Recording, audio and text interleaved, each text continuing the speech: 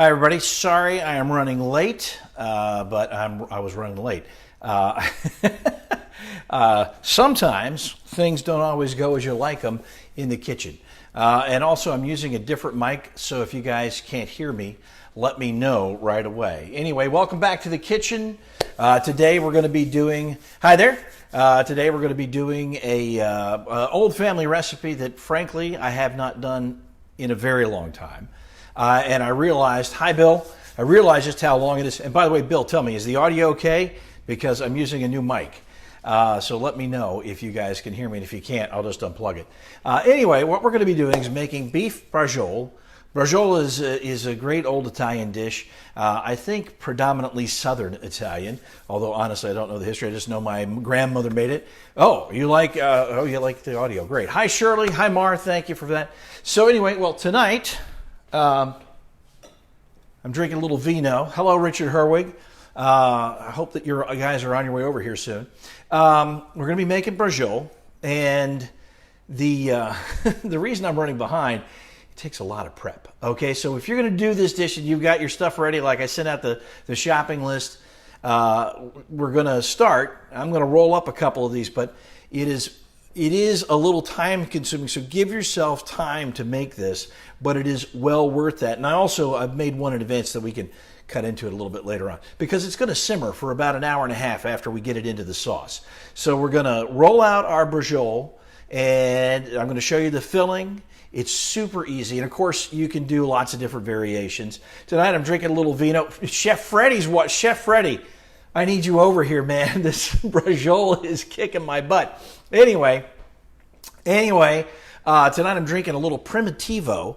It is an Italian wine. It's from Puglia. It's made predominantly from Zinfandel, and it's going to go into our sauce. So that's why I'm having a little bit of that. So cheers. Hope everybody's had a great week. Glad you're back here in the kitchen with me. There's Frankie DeSalvo, Rick Ross, my buddy. I had Rick on because he just performed with the Kardashians. Pretty amazing stuff. There's my buddy Richie Fano from Orange County. Anyway, cheers, folks. Oh, that's so nice. Now, my wife won't like that because she's going to think it's sweet. It's not. It's very fruity. The Primitivos from Italy, they use the Zinfandel grape. It's done a little bit differently than we do Zins here in America, but it's got that really plummy kind of flavor that is really delicious. And it's going to make our sauce nice, rich, wonderful. Hello, David Grasmick from Chicago, my old roommate from UVA. Gidra is watching. Cheers to you. So anyway, I've been doing a little prep. Took me a long time to get this thing ready to go. Hello, Karen, my friend from Charlottesville with whom I grew up. My dad and her dad worked together at the University of Virginia. Gosh, that's good. All right, so come on over here. What we're going to do is I'm going to show you the filling process, and I like to tie off the braciola with a little piece of butcher's twine, but not everybody does. You can use toothpicks, and I've done that for a couple of these because, honestly, I ran out of butcher's twine. So anyway, so I've got my toothpicks right there. I have pounded. This is just a beef eye round that I cut into very thin slices, and then use the good. I've overused my meat mallet. Look, I broke it. Anyway. You just use your meat mallet and you pound it out. And so what we've done is we've done that already. And in this is Italian flat leaf parsley. It is Parmesan cheese, breadcrumb. I posted the recipe and I don't have it right in front of me. I don't remember the proportions. Chopped garlic in there, okay? And like I said, Parmesan cheese, breadcrumb, flat leaf Italian parsley. Use the Italian parsley. It's so much better. And I know it looks a little wilty. It's been out for a while. Anyway, so we've got that. What you want to do is just mix. So I told you about 6 cloves of garlic. Put 3 in here. Reserve 3 for the sauce that we're going to make right in front of your eyes in just a little bit, okay? So we got that. I've got some butcher twine. We're going to tie one off, and then I'll use toothpicks on the other. And, of course, you need some beautifully thinly sliced prosciutto, all right? Delicious, marvelous, cured Italian ham. This is the real deal. You can get it, it's available pretty much everywhere these days. Buy one of the better brands. because you want really good prosciutto in this. Italian parsley is not the same as cilantro. Very different flavor profile. You want to find the flat leaf Italian parsley. It will be next to the cilantro. Don't mix them up. You're going to get a very different flavor. It's a great question. All right, so let's roll a couple of these out. So what you do, again, you slice the beef thin. You can use flank steak. You don't need to use a great cut of meat because, again, we're going to simmer this for a really long time, like an hour. So it's going to be more than that. So it's going to be nice and tender. You don't have to use a great cut of meat. And this is a very traditional Italian recipe. My grandmother did this a lot. My grandmother, we're talking about growing up. She came over in the early 1900s. My dad grew up during the Depression era. They didn't have great cuts of meat. They used flank steak, skirt steak, but you pound it out thin. You can see how I pounded this. You lay one slice of prosciutto, and you're going to use I cut these in half, and they're perfect size for the piece of beef that I've laid out here. So we'll set that one aside. All right. And I could have pounded these a little bit thinner. They're a little thick for my taste, but it'll work out. Now, so again, you've got your breadcrumb, flat leaf parsley. My wife hates parsley, but she's going to enjoy this dish. She's going to be surprised at how good it is. You've got your chopped garlic, breadcrumb, and Parmesan cheese. There are a lot of different kinds of fillings that you can use. Some people put, the Sicilians love to put raisins in their braciola to kind of sweeten it up. I'm not a raisin guy, so we're not going to do it. So you just put a little thin layer, just like that. It doesn't have to be a lot. The breadcrumb is going to kind of hold everything together with that Parmesan cheese. Now, honestly, this is the part that I'm not great at. And this is where I know Chef Freddie was watching a minute ago. I wish that he were here because he's probably great at this. So now what you want to do, kind of tuck the end in there a little bit, and then we're going to roll it up just like that. And some of you're going to lose some of the filling, but that's okay. Then you bring it around over the top just like that, okay? So we got that, and the easiest thing is just to use a toothpick. So we're going to stick a toothpick there. And again, I've got this flap a little bit closed. I want to put a toothpick in the middle, just like that. And then another one on the end, just like that. And there we go. That's ready to go. There's one. It's going to open up a little bit. You know what I'm going to do? I'm going to move my toothpick. There we go. Like a surgeon, ladies and gentlemen. Now, I do like the butcher twine makes a nicer finished product, and you're cutting it off anyway before you eat, before anybody sees it. It really doesn't matter. It is not all about aesthetics with this dish. So, we're going to do another one. Just again, you've got your parsley, the Parmesan cheese, that Parmigiano Reggiano. You got to use the good stuff. I've got that great slice of prosciutto, wonderfully cured ham. You need to go to Italy and see how they do it, and they stick a boar's horn through it and pull it out and check the curedness all the way through. All right, so we've got that, and you're just going to press that down lightly.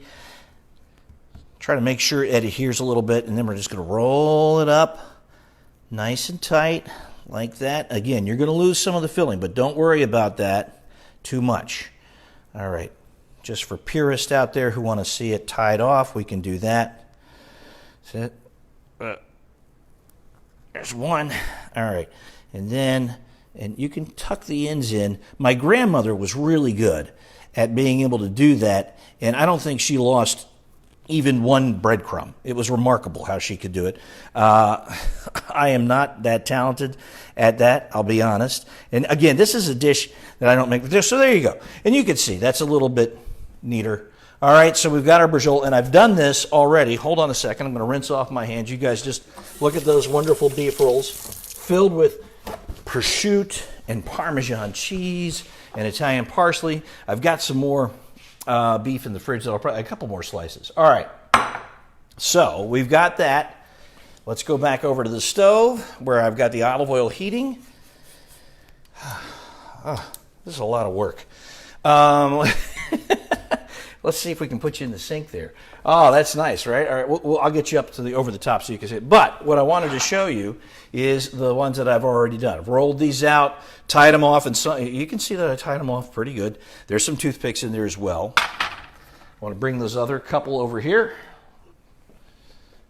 My friend Sean LaBelle told me that wireless mic I picked up was not worth very much. You can see that one's coming open, but that's okay. We're going to solve that problem. I'm going to show you how we do that.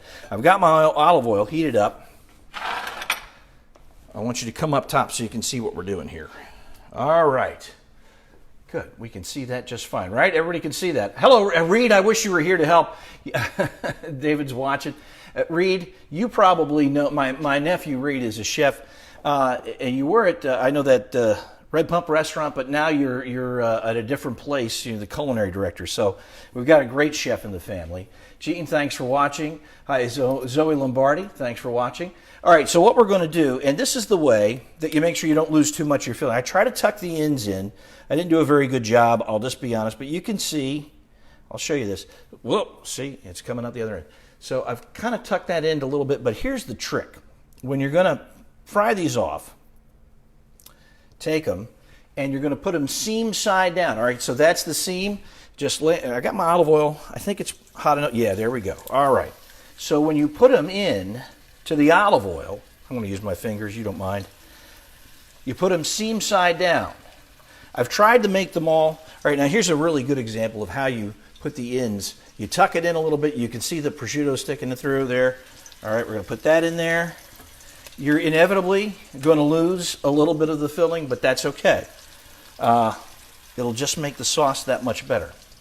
So, this one's sort of a disaster here. It's been an afternoon, but we're going to make this dish, and it's going to be great when we're finished. All right. So, that's great. We'll reserve that one.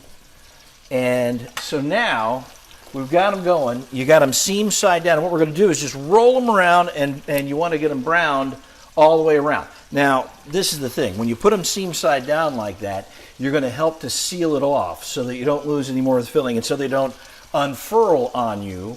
And then remember, when you cook these, when I take them out after they're browned, if they're sealed enough, you're right, Reed. It's not about where you start, where you finish. It's going to finish great.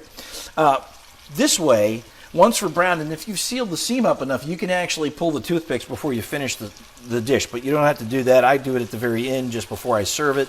But you want to make sure if you use the toothpicks, get them all out of there. You don't want to have a problem. So what we're doing is we're just browning them up a little bit. I'm going to turn the heat on our olive oil just a little bit. You don't want to burn them, but you do want to get them nice and browned. And remember, there's a little Parmesan cheese in there, so it's going to come out. It's all right. This is not my best nonstick pan, I can tell you that. So this is a dish, again, gosh, we didn't make this a lot growing up. It was a special occasion dish. And my grandmother and my mother and my father would have made this with flank steak. All right. Hello, Steve Gary. Good to see you. So we're going to brown these off. I don't know if you guys, does the light help? That looks a little better, so you can see what we're doing here. And we've got the Braciola in there. The filling is very simple. Again, there are lots of variations on the filling, and it's very easy to do. It doesn't take a lot of time. Diane Heffler's watching. Hi, Diane. How are you? So you just want to brown them. All right. Oh, that looks good. Now we got something going on here, kids. This looks really good. All right. Now, the other problem with the toothpicks is you're going to have a hard time rolling them around. That's why I like to tie them off a little better. There we go. And you'll see the difference. When I pull these, you will see the difference between the ones that were tied and the ones that were done with toothpicks. It's just a little more neat, a little more elegant. For the sauce, this is a very simple sauce. Obviously, we've got olive oil in here, and we're going to have all of the, the little brown bits from browning the beef. We're going to leave that in the pan. We're going to add in the garlic, and I reserved. Remember, I did 6 cloves. I got 3 in the filling. I got 3 in the sauce. Now, if you like more garlic, and you guys, I think you know this if you've seen any of my previous in the kitchen recipes, I'm not huge on garlic, so I tend to cut down. Hello, Mike. Mike, I was really glad to see my friend Mike over here from Roanoke. Glad to see that you're feeling better. I saw that you had a great meal and a delicious bourbon afterwards. I'm delighted. Glad to hear that. So anyway, we're going to brown the Braciola. Cheers to you guys. I love Zen, so I really love the Primitivo. We're going to use that. That's going to be great in the sauce. All right. Just continue to brown that. So we're going to make the sauce right in this pan. You don't have to cook these. Remember, these are going to simmer for a good long time once we've got the sauce ready.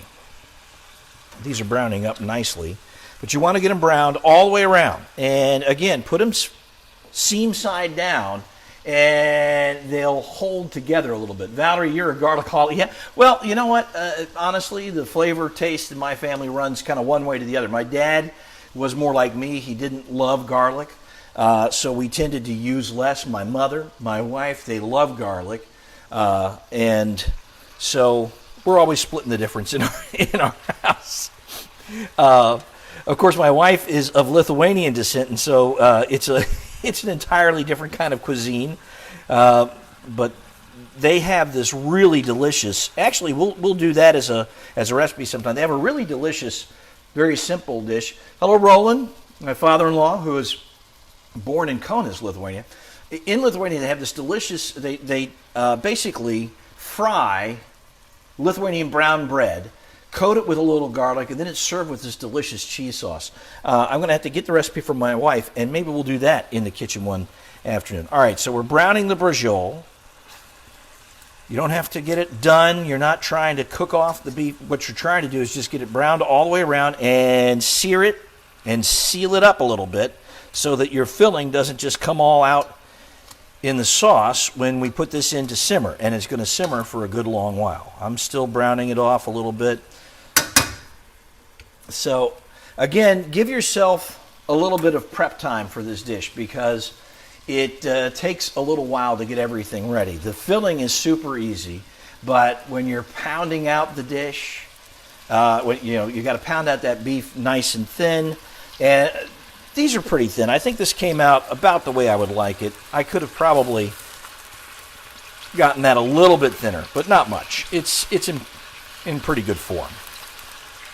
The thing is, once we get this browned all the way around and seared up, we're going to take it out and we're going to make the sauce right in this pan. So we're going to take advantage of all of those delicious beef juices that we're cooking. This is one of those dishes so that you just give yourself a little time, and it's very traditional. It's very old school. Gosh, I haven't made this in so long. Mike has Lithuanian ancestry. My in-laws, Roland, who's watching, they were children during the time of World War II and ended up fleeing in a very circuitous route, leaving Lithuania because, of course, the Russians were coming in from one side and the Germans were coming in from the other. And so they were eventually made it to the American portion of Germany and eventually got over here to the United States. All right. We've browned that up pretty well. You can hear that I've got the oil going pretty well in there. So, and I want to show you this once I get it exactly where I want it. And I also need to get a plate. So you guys will pardon me for just a moment. Sorry about going into the lengthy family history, but we got to talk about something while we're browning up the braciola, right? Okay. What I want to show you is, take that out of the oil. It's going to be dripping a little olive oil. But I wanted to show you, see how that has seared up and sealed? I know it's dripping olive oil. It's okay, I'll clean it up later. But that's the seam side, so that's sealed up a little bit for us. We're going to take these out. Oh, that's coming along nicely. Here's another picture-perfect example. Oh, got a little olive oil. Look at that, huh? Very nice. So those look pretty good. This one was that piece of beef is a little thicker than I like. So it's not going to, the thinner the beef, the easier you're going to get it to roll and stay sealed up and keep your filling in there. I'm going to turn the heat down now because we're going to make our sauce. I'm getting the braciola out of there. I'll show you these in a second. Got one more I got to fry, but I'll do that in a different pan. All right, let's take a look at these. So there you go. They've been browned. They look pretty tasty. And I'm going to let the heat come down on that just a little bit. The interesting thing about the sauce that we're going to do here is, most of the sauces start with olive oil and a little onion and some garlic. We're not putting any onion in here. We're going to rely on the flavors of the garlic and the wine and the tomatoes. So I'll let that come down because I don't want to burn my garlic again. So I'm going to let that heat come down just a little bit until it's ready. And then you're going to take about 3 cloves. If you want more, please put more in. We'll throw that in there.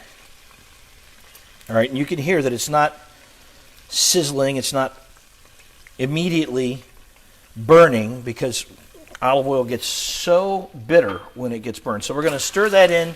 And again, so we've got a fair amount of, the beef drippings and some of the brown bits from browning the beef. That's perfect. That's exactly what you want. You can see what's going on in that pan, I think, pretty well.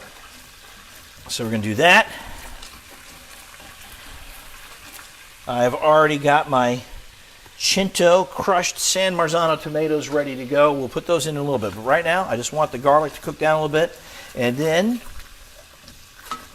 not a lot. It's getting nice and aromatic. I don't want it to get too brown and too crusty. You just don't want to burn it. So I'm scraping off the stuff around the edges. And now, this is it's layer cake. But it's a Zinfandel from Italy. I don't know, the label doesn't show up too well. It's aged a real long time. It's a 2019. Okay, we're cooking with it. It's all right. There's my buddy Susan LeBlanc. Good to see you. Yes, you definitely have to. The stuff in the pan is important. All right, so that's cooked down a little bit. We're going to add in about 2 cups of wine. So it's a good bit. Nice rich sauce. All right, now we're going to bring that temperature up and we're going to just deglaze that. So let that temperature come back up. It's just the garlic in there. I probably need a better tool. That's okay, babies. That's just Daddy working on the sauce here. The dogs are, of course, very excited. Anytime I'm cooking, the dogs get very excited. So what you want to do is use your wine. You've got your garlic and the olive oil that you cooked you browned the beef, the Braciola in.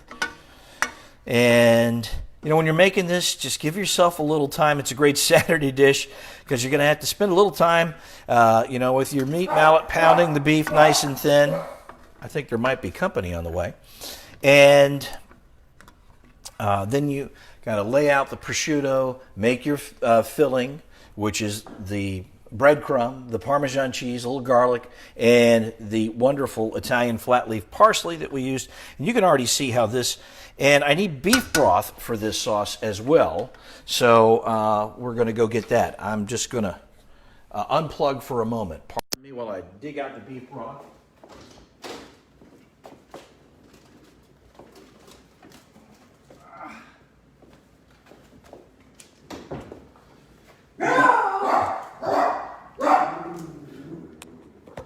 I think dog's barking. All right, boys. Settle down. All right. So as I recall, this recipe needs I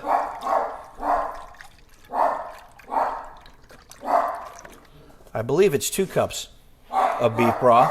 So we're just going to put that in there. Now that we've deglazed the pan a bit. Very good. That was a fresh batch. And now I'm going to turn the heat up. Ryan Guinness, that's enough. It's always fun to have the dachshunds. You never have to worry about if someone's sneaking up on you. So, all right, we're going to continue to cook this down. I want this to cook off a little bit. I want the wine and the broth to cook down just a little bit, so you're going to reduce it by bringing it up to a pretty stiff boil. And there you see, boys, all that excitement for nothing. All the excitement's over here where we're cooking. So we're going to continue to do that and let this simmer beautifully. Bring it up to a boil. Once we get the sauce where we want it, we're going to, of course, put those the beef Braciola back in. So that's going to be, and then it's going to simmer for a good long time, about an hour and a half. You want now, conversely or alternatively, you could do this and then you could put it in the oven. You could even do a slow cook version. I have not pulled out my slow cooker. I've never made it in the slow cooker. I just do it the old-fashioned way on the stovetop. But you can certainly put it in the oven, and you throw it in the oven at 375 for, again, about 90 minutes. What you want to do, again, we're not using a fantastic cut of beef, so you want it to simmer and just nice and slow cook until it gets fork tender. So we're bringing up our beef broth and the wine, the garlic, and all of those wonderful bits from cooking the braciola. And let that come up to temperature. And I want it to reduce just a little bit. So I'm going to turn the heat up on that, and we're going to stir it around for a little while. You can hear it, I believe, kind of. That's nice. There we go. So as I said, when you're doing this dish, you want to give yourself a little bit of time. It just takes a little time to roll out everything and tie off the braciola. It's a good bit. I've forgotten. You know, we just don't make these old recipes often enough, and I had forgotten just how long that was going to take. So that's why we were about 15 minutes late. All right, that's cooking down. What did I do? Put my glass of wine. So, you know, the fun thing is so we're still obviously in lockdown when there's about, 25% capacity at restaurants.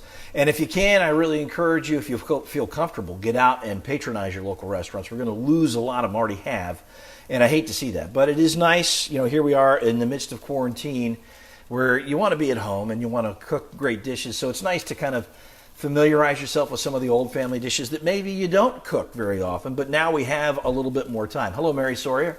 I hope that you and Dave are doing well. That is great. All right. Now I've got my broth, red wine, garlic. That's up to a nice boil, and I'm going to let that just cook off a little bit more. You don't want to reduce it much. We're going to add in our tomatoes. So there we go. I'm going to bring you over so you can see this. It's actually really lovely. So you got that as a real nice color. And we're going to add in our tomatoes to that. And then we're going to put the beef back in. And I've got a little bit of Italian seasoning, which we're going to throw in there as well. And of course, some salt and pepper to finish the sauce off. All right, now, to reduce that a little bit, I'm going to bring the temperature back down. Stir that around a little bit. Just like that. And this is a 28-ounce can of Cento San Marzano tomatoes. This is the crushed tomatoes. You can use the diced tomatoes. You could use tomato puree if you have that. Oh, Reed, we need to do that. A little fresh pasta making tutorial. Well, you know what, Reed? You might need to just get on a plane and come on out here so we can do that together. My nephew Reed, as I said, is a chef. He's the head of a culinary department in a wonderful organization back east near Charlottesville. And he's got a lovely young family. All right, so we've added in our tomatoes. Take a look at this sauce. Huh? Oh, that's nice. Now, you can serve braciola. I like to serve a little side of pasta. Some people like to serve it with rice because the sauce is nice with that. And this sauce is going to thicken up a good bit because we put in those tomatoes. You've got the garlic, the tomatoes, and now I need a little bit of Italian seasoning. And I'm going to throw in just a little bit of oregano because I happen to really love, if I can find oregano. I know it's around here somewhere. Haha, oregano. I'm going to put a little of that in there. All right? I don't think I put that in the recipe, but you can throw a little oregano in there. Halushki, one of my favorites. I don't know. I'm going to have to ask her. She'll be here in just a little bit. And I can, halushki, remind me of that. Send me a little message, Mike. Mike is asking me if my wife ever had a dish called halushki. I don't partake of halushki. I don't know what it is.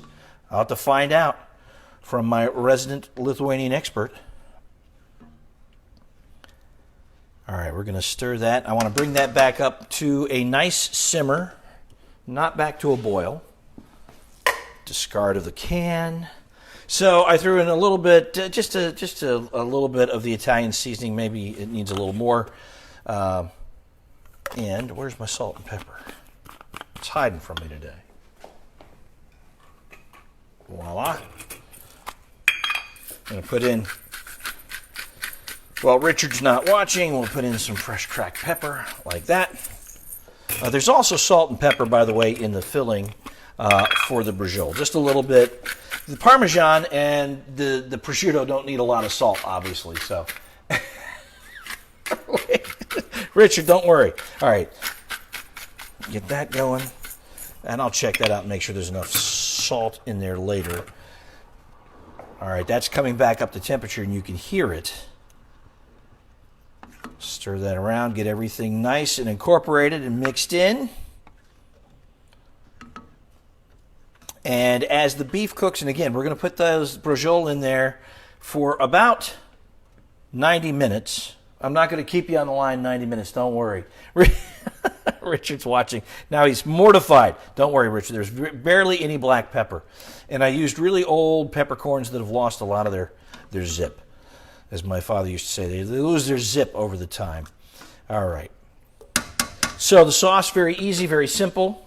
And we're going to just let that come up to temperature, and then we're going to put the Braciola back in. And then I'm going to show you the finished product, which I think will turn out pretty nicely. I think that's going to be great. So that was the other thing. It took a little while.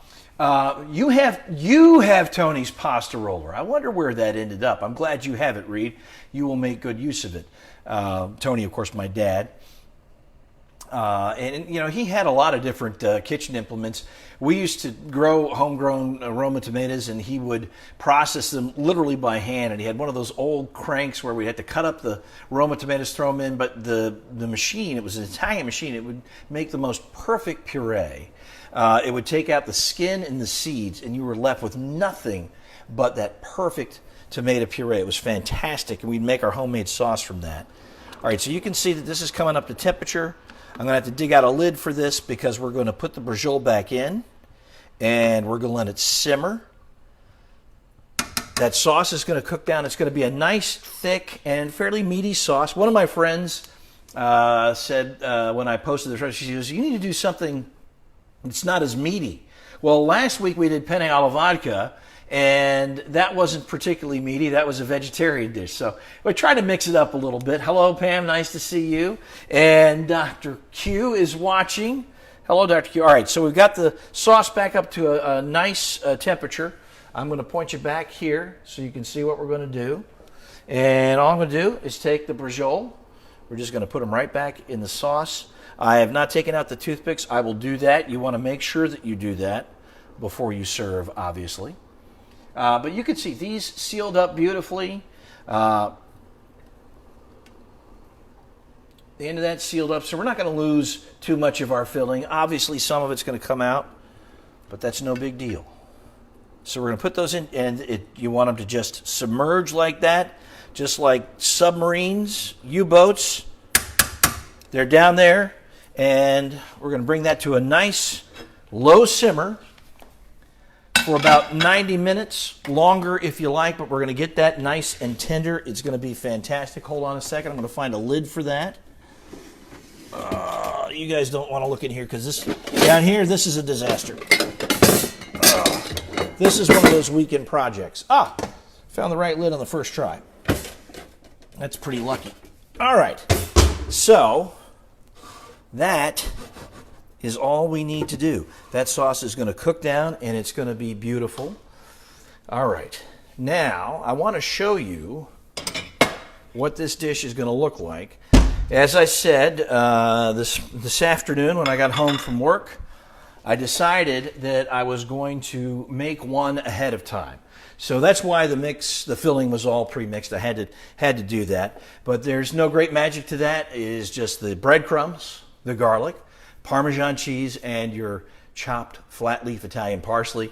You put that in a bowl, and I've still got that reserved. I've got plenty more. I've got a couple more of these Braciola to roll out.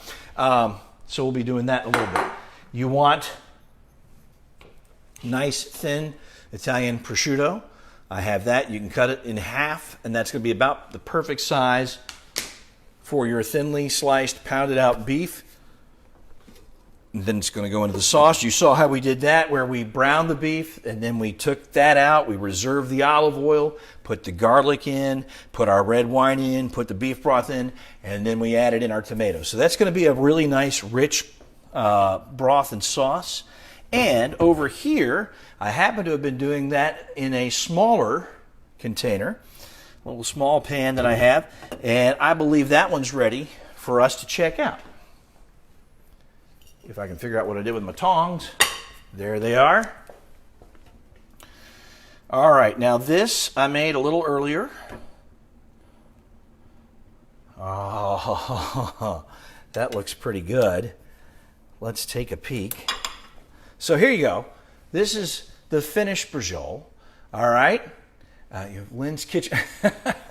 Reed is telling me about all the kitchen implements that came out of my parents' kitchen. I'm glad to know that they went to some place that I'm happy about. All right, so we've got that, and what I'm going to do, don't mind the mess, I'm going to move this all over, and we're going to cut this baby open, and I'm going to show you the finished product. Bring this down. One day, we're going to have a real fancy setup with a camera guy and everything, one day. All right, perfect. And I broke my meat mallet earlier today. That was a disaster. No, it wasn't too bad. Okay, so here we go. Now, the first thing I'm going to do is I'm going to get rid of these. I tied off with the butcher twine. And if I can get under that guy, we'll just get rid of that. That's where we have kitchen shears.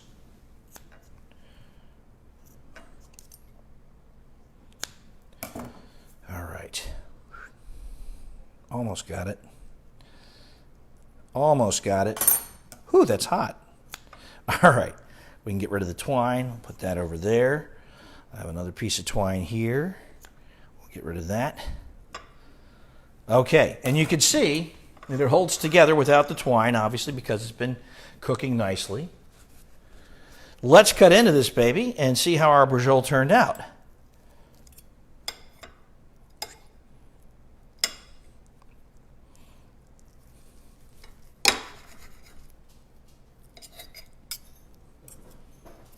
Oh, that smells delicious.